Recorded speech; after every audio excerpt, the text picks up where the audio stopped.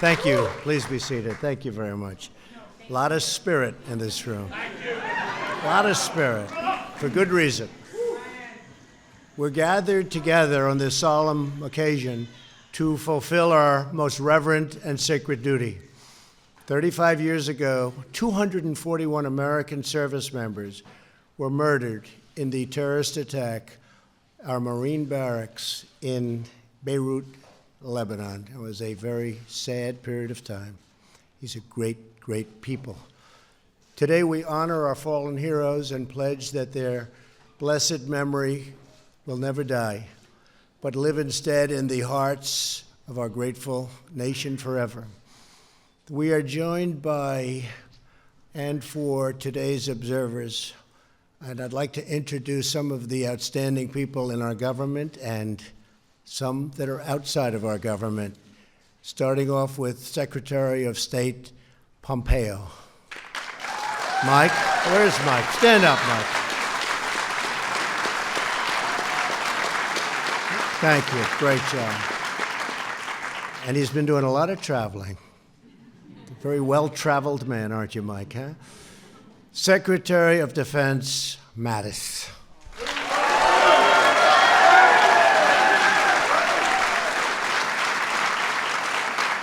Secretary of the Navy, Richard Spencer. That's it. Thank you. Chairman of the Joint Chiefs of Staff, General Joseph Dunford. Hi, Joseph. Army Chief of Staff, General Mark Milley. Mark, thank you. Thank you, Mark. Commandant of the Marine Corps, General Robert Neller. Robert.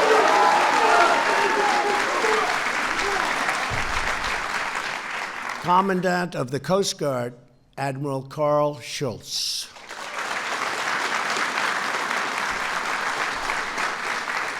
And Sergeant Major of the Marine Corps, Ronald Green. Ronald.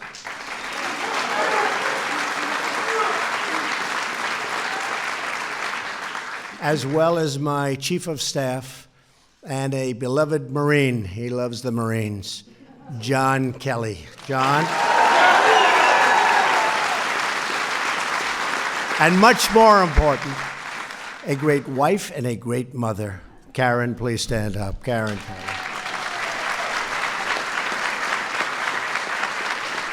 Great woman. Great man, great woman. Thank you very much. Thank you, everybody.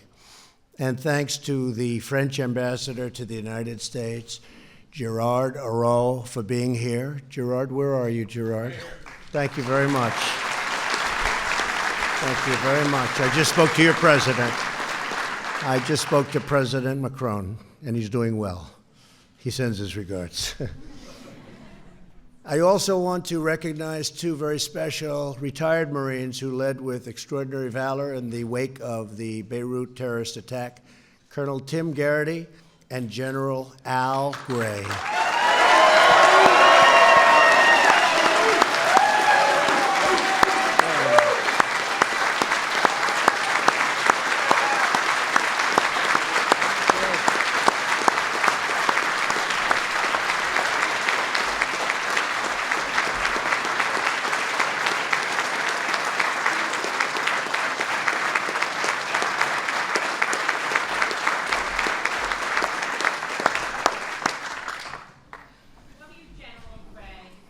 See that? They all love you. We're also truly thankful to have with us the veterans of Beirut, who really, I mean, this is an incredible group. I'm going to ask you to stand. You courageously survived that terrible October day, and you have made it your first duty to remember. Please stand. Please stand.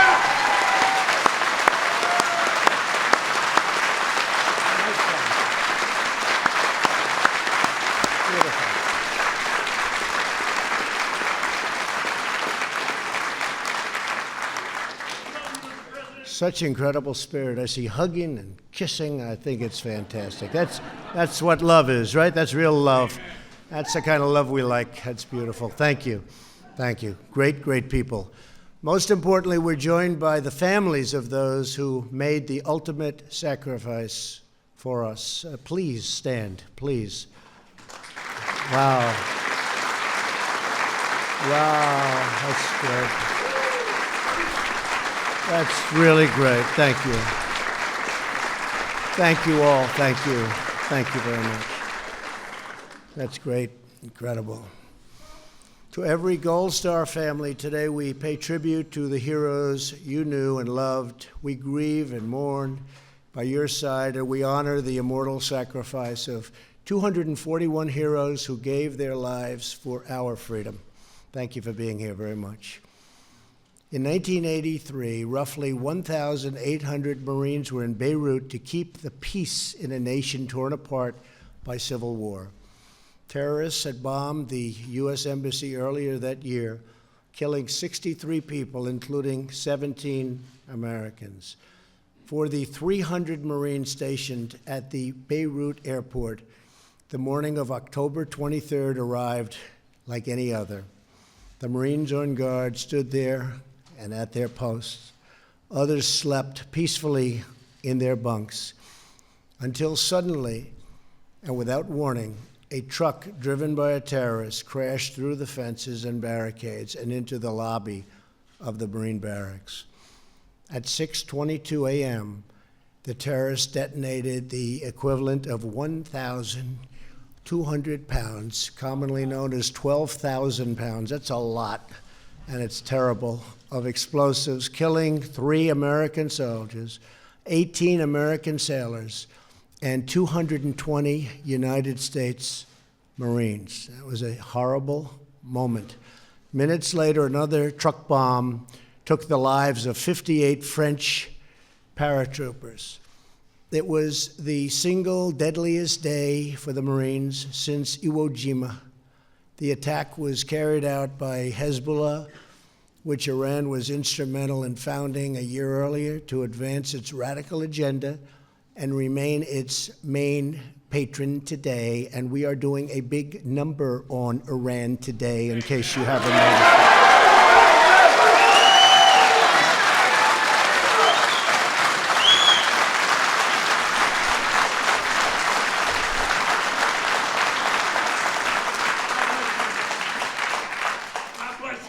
Thank you very much. I'll tell you what, they're not the same country they were when I took office. Amen. I will tell you that.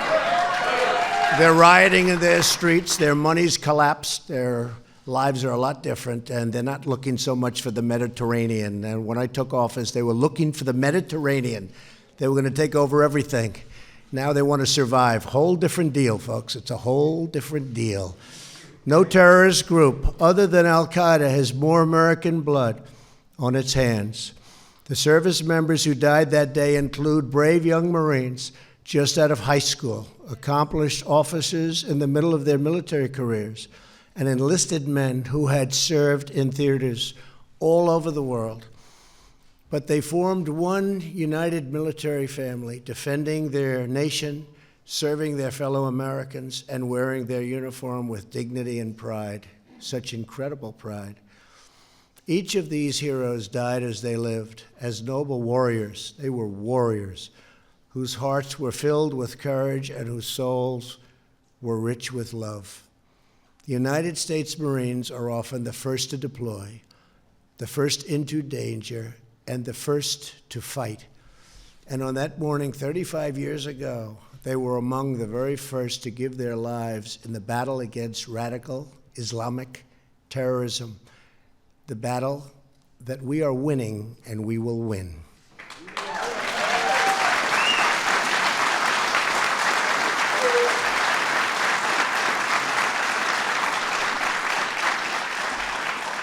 And I have to point out, and I can do this for General Kelly, General Mattis, and everybody here, that we are doing very well in our fight against ISIS. They are virtually knocked out entirely in Syria.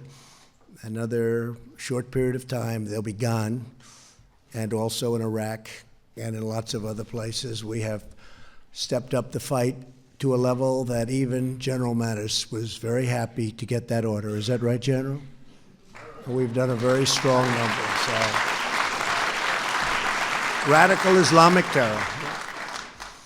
As Commander-in-Chief, I will always ensure that our service members have the tools, resources, equipment, support, and trust they need to protect this nation and to defeat America's enemies with overwhelming force. No enemy on earth can match the strength of our military or the might of our Marines. We will use every instrument of our national power to confront the sinister forces of terrorism. That is one reason why last year I withdrew the United States from the Iran nuclear disaster.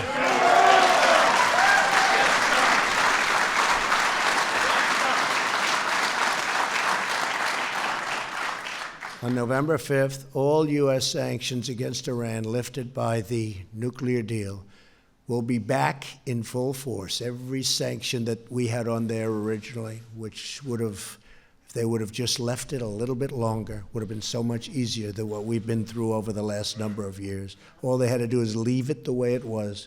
It was eating them away. But we've started it all over again, and it'll be just as good. We've wasted time and lives, unfortunately. And they will be followed up with even more sanctions to address the full range of Iran's malign conduct. We will not allow the world's leading sponsor of terror to develop the world's deadliest weapons. Will not happen. Over the past year, we have levied the highest number of sanctions ever imposed on Hezbollah in a single year, by far. Just a few moments ago, I signed legislation imposing even more hard-hitting sanctions on Hezbollah to further starve them of their funds, and they are starving of funds.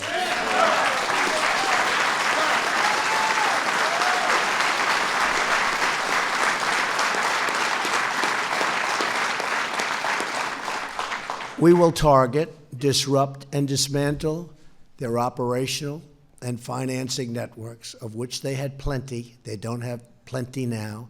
And we will never forget what they did to our great Marines in Beirut. We will never forget.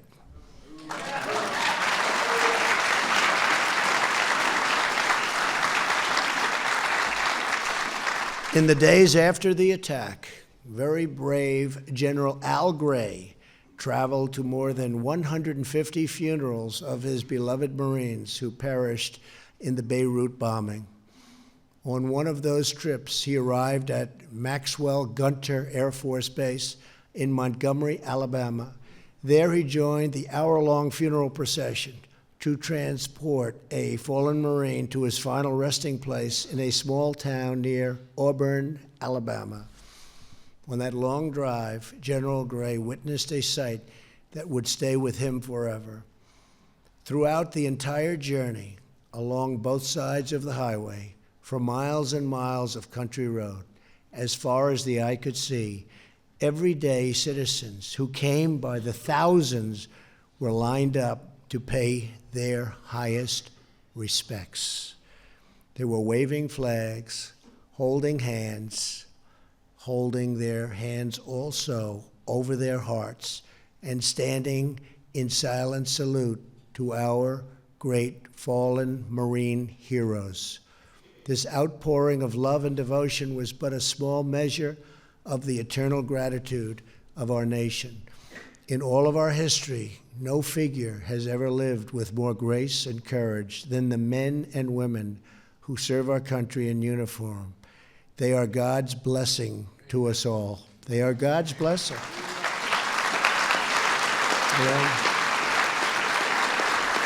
They are incredible people.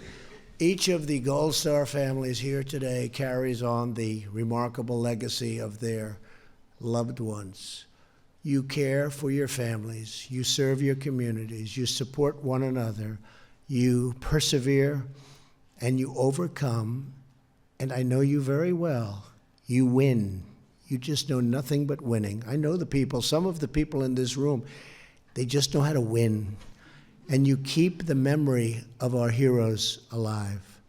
So this evening, we pay tribute to your service, we honor your sacrifice, and we say on behalf of all Americans, thank you. Thank you for your courage. Thank you for your strength. Thank you for your devotion. Thank you for your love that is greater than life itself. And thank you for remembering us all what it means to live like our heroes, forever brave, forever strong, and always, always, always faithful. Thank you once again, and God bless you. Thank you. Thank you very much. Thank you, folks. Thank you very much. Thank you.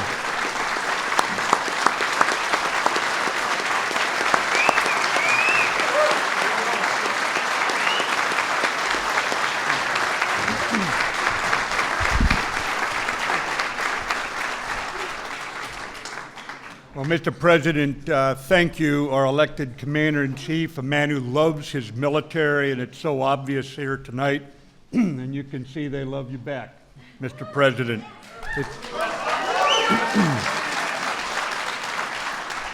And Mr. President, thanks for highlighting our great ally France here tonight. They've stood with us like stalwarts through all these years, and Mr. Ambassador, great to have you here as well. It is a somber occasion, we all know that.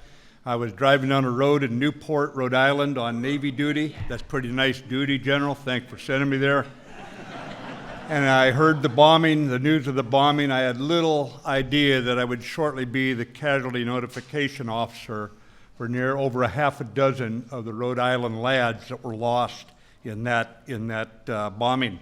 And I would just say to the Gold Star parents, the Gold Star families, the Gold Star brothers, sisters, sons, and daughters, those who lived on after their loved ones were taken away from them far too soon, we want you to know that we will always hold in our hearts your family's sacrifice. We do not forget in the United States government, we do not forget in the U.S. military, and I guarantee our Commander-in-Chief does not forget. It was 35 years ago. It was a deadly day for us, and they crashed two bomb-laden trucks, one into our barracks, one into the French paratrooper barracks, and the cost was enormous in paratroopers, Marines, sailors, and soldiers. And looking back on that day, I think we know that the ultimate test of a person's character is their willingness to sacrifice for future generations whose thanks they will never hear. And so today, it's our responsibility to acknowledge the irredeemable debt of gratitude that we owe to those who we lost in Beirut and to their families here today. And the President's words, you captured the spirit of them very, very well, Mr. President. So we gather to remember them all. We remember those who in the immediate aftermath of the blast, some of whom are here today, combed through the wreckage with their bare hands to save the wounded, and from their fellow U.S. brothers in arms, the Italian soldiers, the Lebanese soldiers who came to our aid, the civilians there, the French personnel who, despite the casualties they had just sustained, came to the place that had been harder hit and pitched in.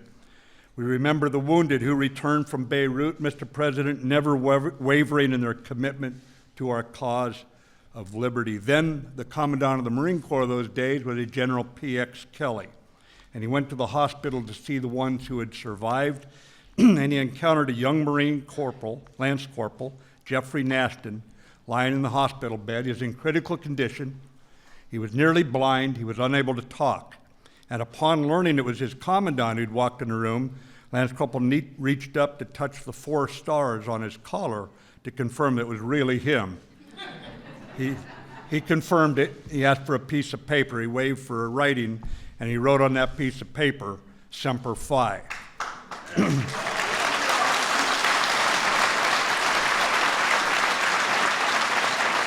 And Mr. President, General Kelly and I knew personally some of the Marines there that day, but we know all of the Marines' character, the character that was made clear in those 2 simple words that the Lance Corporal wrote down. And I saw the same character when I had to go with the most devastating news a family can hear in their living room as the casualty officer for more than a half dozen of those boys. And to those families of those who did not return home, whose memories we honor, your sons have lived on in our hearts and our minds, and we will not forget them. The tracks that they set will not be eroded by wind or rain, and to them we say, sleep, soldiers, still in honored rest, your truth and valor wearing. The bravest are the tenderest, the loving are the daring. So thank you, Mr. President, for leading this tribute here today. And I'd like to invite to the podium Father George Puparelli. Come on up, Father. The chaplain of those Marines, Mr. President, who was there that day the building came down. Padre? Thank you. Thank you. That's great. Thank you. Let us pray. Dear Lord our God, you know everything. You read the minds and hearts of all of us here this evening. And you know the minds and hearts of those who are in your arms, those young, vibrant faces who went over to a distant land to try to promote peace and harmony to peoples riddled with strife and violence, destruction. But Lord, you know all things. Take those young heroes of ours, put them in a very special place in your heavenly kingdom, paradise where light, warmth, and joy reside forevermore. Lord, you said once, blessed are the peacemakers, for they are children of God, and so are our boys. Hold them dearly, Lord, and watch over them and bless them in a very special way in your kingdom. But Lord, also bless this evening our president. Shine upon him wisdom and courage and strength. Yes. And bless our Secretary of Defense and Secretary of State. Lord, watch over our armed forces, for all those flags that stand vividly behind me. Lord, be with them and protect them wherever they may be sent out by our country with the clear mind and heart of peace and justice and righteousness for everyone, those within this country and those throughout the world. Lord, bless those General Gray, Colonel Tim Garrity, General P.X. Kelly, and Lieutenant Colonel Larry Gerlach. Lord, bless them, because we would follow them today if this was the day to go. Lord, watch over our armed forces. Watch over all of those who mean so much to us. Watch over all these who have made this night possible. For all the efforts and sacrifices that went into this evening, thank you, and bless them in a very special way.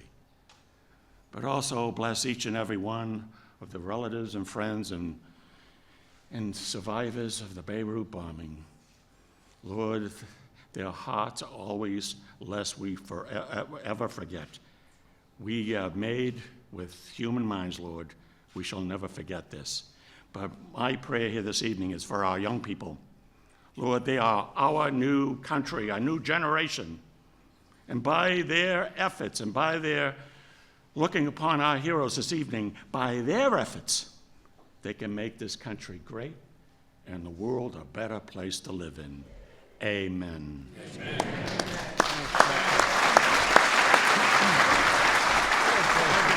Beautiful. Thank you. Thank you. I really appreciate it. Thank you very much. I'll follow you out now. Get out. He said it. I didn't say it. He said it. I just want to thank you. Just outstanding people, outstanding families. We love you all. Thank you very much. Thank you. Thank you. Thank you. Thank you.